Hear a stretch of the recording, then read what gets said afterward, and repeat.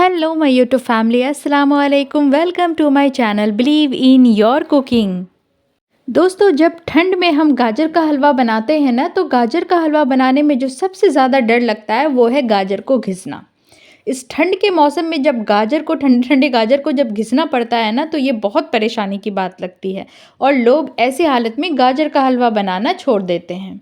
तो मैं आप लोगों के लिए लेके आई हूँ बिल्कुल झटपट सी रेसिपी कि आप गाजर का हलवा कुकर में कैसे बनाएं, बिल्कुल ही आसान तरीके से, जिसे ना तो आपको किसी भी तरह से उसे घिसना पड़ेगा, बस फटाफट से आप कुकर में उसे डालेंगे और आपकी गाजर के हलवे कुछ सिंपल सी इंग्रेडिएंट्स के साथ रेडी हो जाएगी। बिल्कुल मज़ेदार सी गाजर के हलवे बनाने की रेसिपी मैं आज आप लोगों को बताऊंगी, जो टेस्ट में बिल्कुल वैसा ही होगा जैसे कि जब हम गाजर को घिसकर बनाते हैं और जब मैं अभी जो बिना गाजर को घिसे हुए बनाऊंगी। तो देखिए, यहाँ पे मैं ले ली हूँ गाजर, लगभग 3 केजी गाजर ली हूँ और गाजर को अच्छी तरह से यहाँ पे मैं बस चाकू की मदद से छोटे छोटे टुकड़ों में काट कर और कुकर में डाल दी थी। और कुकर में डालने के बाद मैं उसमें लगभग 1 लीटर दूध डाल दी थी और दूध डालने के बाद इसमें 4 सीटी लगा दी और फिर उसे मैशर की मदद से बहुत अच्छी तरह से मैं चारों ओर से मैश कर ली हूँ। देखिए, गाजर लग ही नहीं रहा है कहीं से भी कि मैंने इसे घिसा नहीं है, मैंने इसे कद्दूकस नहीं करा है। तो देखिए, गाजर को मैंने कुकर में 4 सीटी लगा देने के बाद कुछ इस तरह की दिख गई। उसके बाद मैं इसे कढ़ाई में कर दी हूँ ट्रांसफ़र और कढ़ाई में ट्रांसफ़र करने के बाद मैं यहाँ पे ढेर सारा घी डाल रही हूँ। तो जितना घी मैं इस्तेमाल कर रही हूँ उतने घी में से आधा घी मैं अभी डाल रही हूँ और आधे घी को मैं बाद में डालूँगी। जब गाजर थोड़े अच्छी तरह से भुन जाएंगे फिर मैं डालूँगी। तो मैं यहाँ पे एक बड़े चम्मच से 1 चम्मच घी डाल दी हूँ और घी डालने के बाद अब मैं इसे डाल दूँगी मैं चीनी।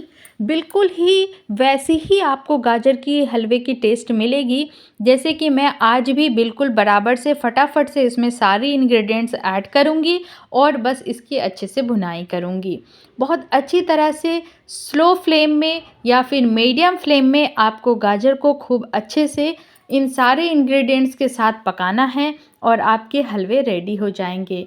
तो मैं यहाँ पे अपने स्वाद के अनुसार मैं यहाँ पे चीनी डाल दी हूँ और चीनी डालने के बाद मैं 3 किलो गाजर में 750 ग्राम्स मैं मावा इस्तेमाल कर रही हूँ। आप चाहें तो खोया या मावा इसमें ½ केजी भी इस्तेमाल कर सकते हैं। तो मैं इसे हाथ से बिल्कुल ही चूर चूर कर बहुत अच्छी तरह से इसमें डाल दे रही हूँ। वैसे मावा खुद ही जब ये गर्म दूध और गाजर के साथ इसमें जाते हैं तो वो घुल घुल कर अच्छे से हलवे में बिल्कुल चारों ओर फैल जाते हैं, लेकिन हाथों से अगर आप इसे थोड़ा चूर देंगे तो ये बहुत आसानी से घुल जाएंगे और दानेदार नहीं बनेंगे। बहुत अच्छे से गाजर में इसके सारे जो टेस्ट हैं वो अच्छे से चले जाएंगे। तो देखिए, मैंने गाजर को कुकर में बॉईल करके इसमें कढ़ाई में ट्रांसफ़र कर दी हूँ, क्योंकि कढ़ाई में बहुत अच्छे से भुनाई हो पाती है, इसलिए मैं कढ़ाई में ट्रांसफ़र करी हूँ। कुकर में भुनाई ज़्यादा अच्छे से नहीं हो पाती है। फिर कढ़ाई में डाल देने के बाद मैंने जितना मुझे घी इस्तेमाल करना है उसका आधा पोर्शन मैं इसमें घी डाल दी, चीनी डाल दी और मावा डाल दी हूँ। बस इन सब को डालने के बाद अब मैं मीडियम फ्लेम पे इसे खूब अच्छे से आराम से चलाऊँगी। चारों ओर से मैं गाजर को इन सारी सामग्री के साथ खूब अच्छे से पकाऊँगी और धीरे धीरे करके हमारे गाजर के हलवे बहुत अच्छे से रेडी हो जाएंगे। और हाँ, एक बात ज़रूर से बताऊं कि जैसे मैंने दूध के साथ गाजर को कुकर में उबाला था, तो कई लोगों को थोड़ी सी प्रॉब्लम होती है कि कहीं दूध ज़्यादा ना चला जाए या कम ना चला जाए, इस वजह से दूध उबल कर कुकर के बाहर ना आने लगे। इसलिए आप चाहें तो कुकर में पानी भी डालकर, गाजर में पानी डालकर कुकर में सीटी लगा सकते हैं, पर पानी आपको बहुत ज़्यादा नहीं डालना है। अगर आप पानी का इस्तेमाल कर रहे हैं तो कुकर में उतना ही पानी आपको डालना है जिस हिसाब से आपको लगे कि गाजर बस अच्छे से गल जाए। जहाँ तक गाजर हो उसके थोड़े नीचे तक ही आप पानी डालें और फिर आप लगभग 3 से 4 सीटी लगाकर उसे मैशर से अच्छे से मैश कर लें और फिर आप उसे कढ़ाई में ट्रांसफ़र करें या जो भी आपका बर्तन हो जिसमें आप अच्छे से भून सके गाजर को, उसमें आप ट्रांसफ़र करें। और ट्रांसफ़र करने के बाद पहले आप पानी को अच्छे से थोड़ी देर चला लें, गाजर और पानी जो थे गाजर के साथ, उसको आप अच्छी तरह से चला लें। जब पानी आपके थोड़े से सूख जाएंगे, थोड़े बहुत पानी बचे रहे तो कोई दिक्कत नहीं है।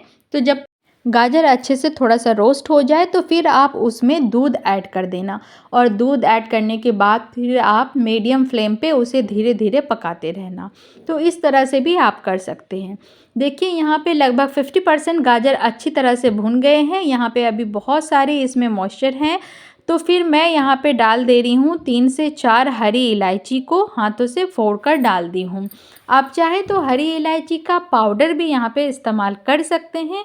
कई लोग होते हैं जिन्हें कि हरी इलायची अपने खाने में नहीं पसंद होती है, तो इसलिए मैं साबुत डालती हूँ ताकि इसका जो भी सारा फ्रेश अरोमा है, फ्रेश खुशबू है, वो सब गाजर में अच्छी तरह से हलवे में चले जाए।